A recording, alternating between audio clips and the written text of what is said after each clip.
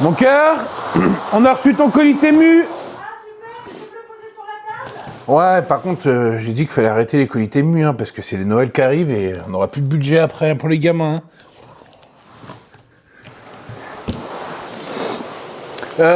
J'ai fait un bon repas pour ce soir, hein. Ah bon? Ouais. Allez, je t'aime, hein.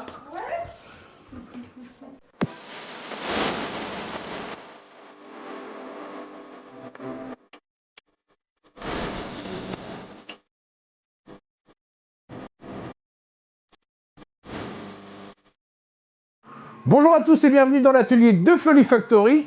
J'espère que vous allez bien. On se retrouve aujourd'hui pour une nouvelle vidéo. Comme vous le voyez, la H2C est arrivé. On va faire ensemble le tour du propriétaire. J'ai choisi de ne pas faire un unboxing sur kit carton parce que bon, c'est exactement la même chose que la H2D. Hein. On enlève les vis, on sort la MS et on passe à autre chose. On va voir un peu dans les détails le Vortec, comment ça marche. Alors, c'est parti! Donc la force de cette H2C, c'est de pouvoir imprimer 7 couleurs différentes sans purge, ou 7 matériaux différents sans purge, grâce à ce fameux système Vortec. Mais ça va dépendre de la version que vous allez choisir, et on voit ça tout de suite ensemble. Cette H2C donc est déclinée en plusieurs versions. La version standard à 2249 €, vendue donc avec son Vortec, son pack de buses qu'on va appeler départ, avec 4 buses magnétiques de 0,4, une buse magnétique de 0,2, une buse magnétique de 0,6 et une buse sur l'extrudeur de gauche de 0,4, classique, et d'un AMS2 Pro. Et c'est là où il faut faire très attention. 6 buses, 4 couleurs, à moins que je sois vraiment une bouse en bas, il y a quelque chose qui ne va pas là. Tout simplement, si vous achetez la version standard, vous ne pourrez utiliser que 4 buses, donc 4 couleurs. Guère plus ni moins. Donc vous comprenez vite que, en fait, avec cette version standard, vous ne pourrez imprimer que 4 couleurs sans purge, 5 avec la buse de gauche, et que la buse de 0,6 et de 0,2 présentes dans ce rack là ne seront là que pour vous faire gagner en flexibilité. Soit venir se dire imprime-moi un draft, un truc rapide là avec la buse de 0,6, imprime-moi un truc précis avec la buse de 0,2, j'ai pas à me faire chier à venir changer ma buse, elle va venir la chercher, elle va faire son truc, elle l'arrange, finito pipo. Ça, d'accord. Par contre, vous pouvez aussi mélanger les impressions. Alors, c'est pas encore au top dans le slicer, mais faire une partie du print en 0,4, une partie du print en 0,2, une partie du print en 0,6, ça normalement, il n'y a pas de souci. Il existe aussi donc la version ultime, moi c'est celle que j'ai décidé de prendre, donc là ça se voit pas parce que moi j'ai reçu une version ultime, pas ultime. La version ultime, elle est équipée de 2 AMS2 Pro, et d'un AMS acheté. Donc là, vous allez voir tout de suite la différence, c'est que les 2 AMS2 Pro vont être branchés sur la buse de droite qui dessert ce rack. Donc du coup, là, vous allez pouvoir profiter des 6 buses sans changement de sans purge au niveau des changements de couleur, parce que vous avez 8 bobines, 6 buses. Ça passe. Par contre, vous allez me dire, putain, c'est super, du coup, je peux imprimer 9 couleurs, 8 de l'AMS et une de la buse de gauche.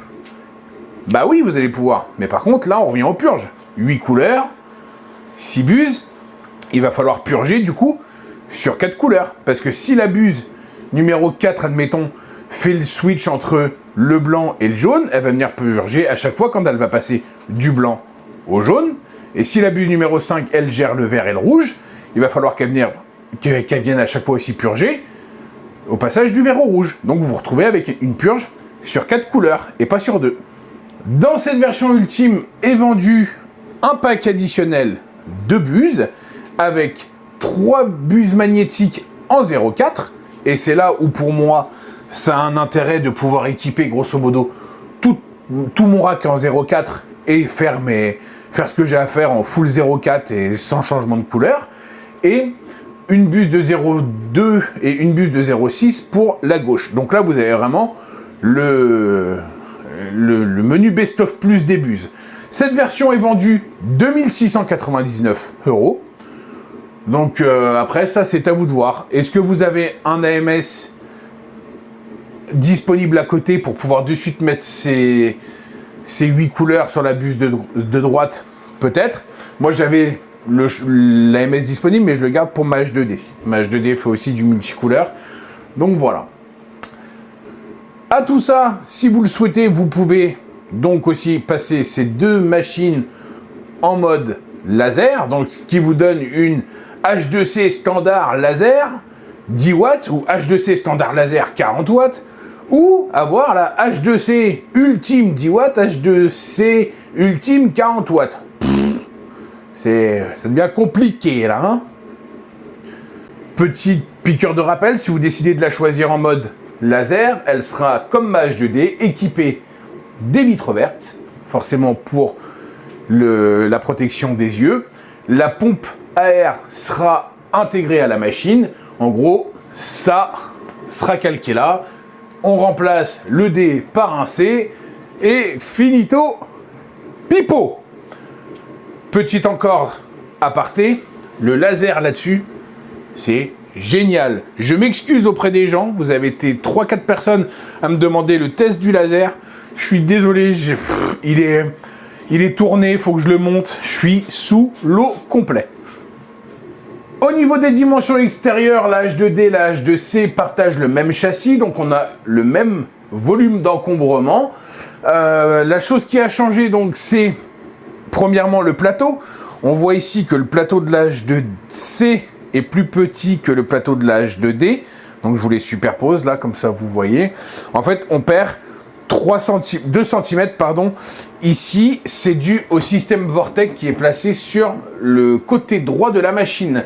Donc on a 330 par 320 par 325 sur la H2C contre 350, 320, 325 sur la H2D. Ces deux machines restent avec un volume d'impression plus petit que la H2S.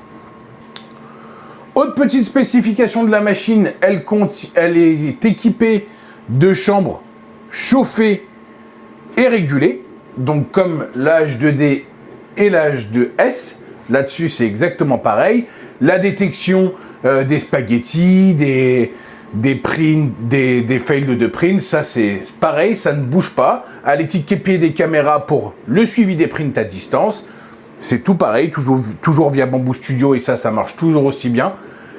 Elle est aussi équipée de ces fameux servomoteurs là pour les extrudeurs. Ça franchement c'est une réussite. Moi sur la H2D, mes premières couches sont toujours parfaites, j'ai aucun souci de décalage de couches.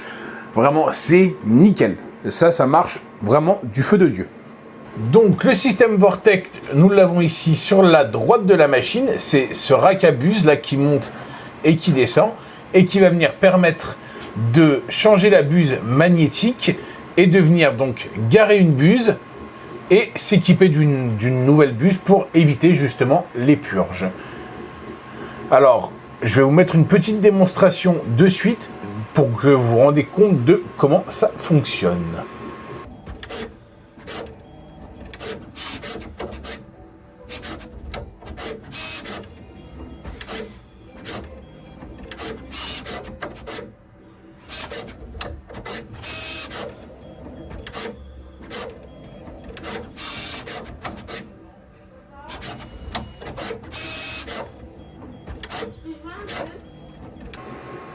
Au niveau des buses, je vous montre à quoi ça ressemble. Donc, c'est vraiment tout petit. Donc, ces buses sont sans fil et magnétiques. Elles sont équipées de puces pour la transmission des données, vu qu'elles sont sans fil. Donc, tout est envoyé en sans fil, hein, avec les puces. Et ensuite, elle est chauffée par induction. Donc il n'y a vraiment plus de fil. Pour la mise en place des buses sur le rack, vous avez les deux petits trous là ici, et vous venez juste en fait le poser hop, sur le Vortec, et là la buse est mise sur le chariot. Donc ensuite, il faut venir faire une détection des buses où il va venir les prendre une par une pour détecter si c'est du 0,2, du 0,4, du 0,6, de la buse renforcée, de la buse standard. Voilà, c'est comme ça qu'il fait sa petite sauce. Alors un petit premier retour d'expérience, parce que donc j'ai eu la machine hier, j'ai imprimé déjà 2-3 petites choses, hein. J'ai travaillé après la nuit, donc du coup je m'en suis pas trop servi. J'ai eu un souci avec un changement de buse. En gros, ici, là, quand elle a fini, elle a coupé donc le filament et il restait une toute petite partie de filament qui dépassait en fait de la buse. Elle l'a rangé dans le rack. Là-dessus, pas de souci. Et au moment où elle est revenue pour s'équiper de la buse qui avait ce petit problème-là, eh ben, elle n'a jamais pu s'en équiper parce que du coup, ce petit bout de filament-là, il a empêché la buse de rentrer, il a tout démonté. Vraiment, c'est venu coincer la buse dans le système Vortex, ça s'est mis en erreur. J'ai réussi à reprendre le print tant bien que mal parce que du coup, c'était pas bien stipulé comment fallait faire pour remettre la buse dans le rack parce qu'elle était tombée par terre. Reprendre le print. J'ai réussi à me démerder un petit peu comme j'ai pu. J'ai repris le print. Par contre, bah, du coup, ça avait décalé. Et du coup, j'ai dû arrêter et mettre à la poubelle. Donc, il ne faut pas être dupe. Ce système magnétique, ça peut être amené à problème. Surtout, vous voyez, là, c'est un truc tout con. Hein. Elle a juste mal coupé le fil. Ce qui, en soi, arrive... sur la H2D, sur les X1C, des fois, le fil, il est mal coupé, ou ce petit cutter-là. Mais sauf que là, petit problème, grande conséquence, quoi. Au niveau des impressions, comme je vous l'ai dit en toute transparence avec vous, j'ai imprimé 2 tableaux, un Benchy. Ça n'a aucun intérêt de vous dire aujourd'hui, waouh, mon imprimante à 2700 balles, elle a fait un joli Benchy. Ben, j'espère bien qu'elle a fait un joli Benchy. Waouh, regardez, mon imprimante, elle a fait un super joli UForge. UForge 3D, 3 reprinting sur MakerWorld, c'est magnifique. Donc, wow, elle a fait un super UForge. Bah ouais, elle en a fait un deuxième. Ouais, 2700 balles, si elle n'arrive pas à me faire un UForge. Donc voilà, je suis incapable à l'heure actuelle de vous dire les gains en temps de filament, dans l'utilisation. Il va me falloir plus de temps. Aujourd'hui, c'était vraiment histoire de faire un petit tour du propriétaire. Je vais revenir vers vous rapidement, où là, je vous mettrai vraiment du multicouleur, sachant que j'utilise Bamboo Lab depuis le premier jour de la X1 Carbone. Je me refusais quasiment de faire ce qu'on appelle du vrai multicouleur, parce qu'ici, c'est un changement de couleur par couche, donc du coup, il y a très peu de purge en soi.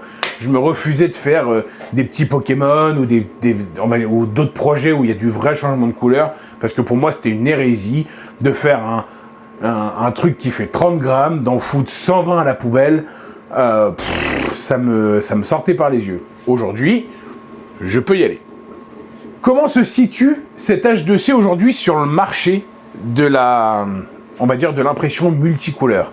Déjà, elle se situe dans le marché des multicouleurs sans purge. Ça, maintenant, Bamboo est rentré dans cette catégorie d'imprimantes 3D, comme la Snapmaker U1, la Prusa XL, qui sont, on va dire, ces 2 grandes concurrentes.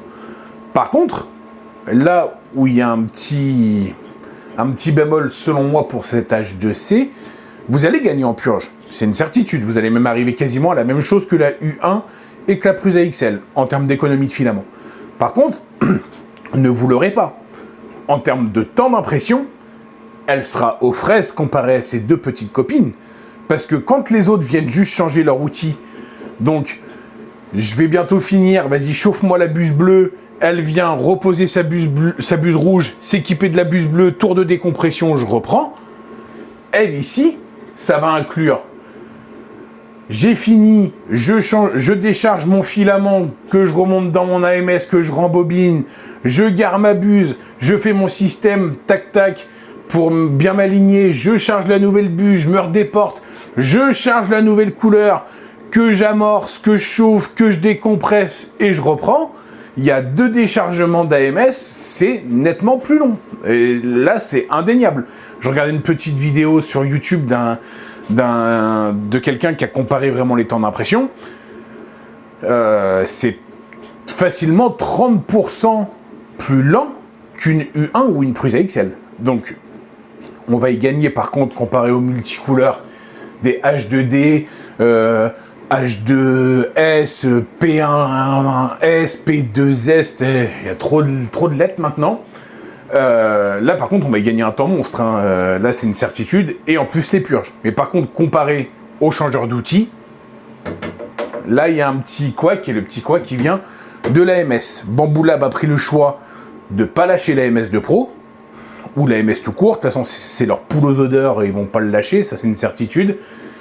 Mais niveau temps d'impression on y perd. On sent plus le côté bon, on va faire un multicouleur avec le châssis de la H2D, on va voir comment on peut bidouiller un truc tout en gardant les AMS, on va garder système de double buse, alors qu'au final s'ils avaient voulu faire un vrai changeur d'outils, je pense qu'ils auraient plus pris la tête de la H2S qui est équipée elle que d'une buse. Quoi, on sent vraiment que c'est le premier pas de Bamboo dans le système multicouleur sans purge, et que la prochaine étape sera de toute façon un virage à 360 degrés, selon moi, du fini l'AMS, on fera des vrais changeurs d'outils. Là, ils l'ont pas fait, juste en termes d'économie. Ils ont recyclé la H2D, la H2S, ils ont tout foutu dans un grand sac poubelle, ils ont tout agité là. Hop, on rajoute un petit peu le Vortec, on ragite, hop, la H2S. C, D, O, X, je sais plus où j'en suis avec ces lettres.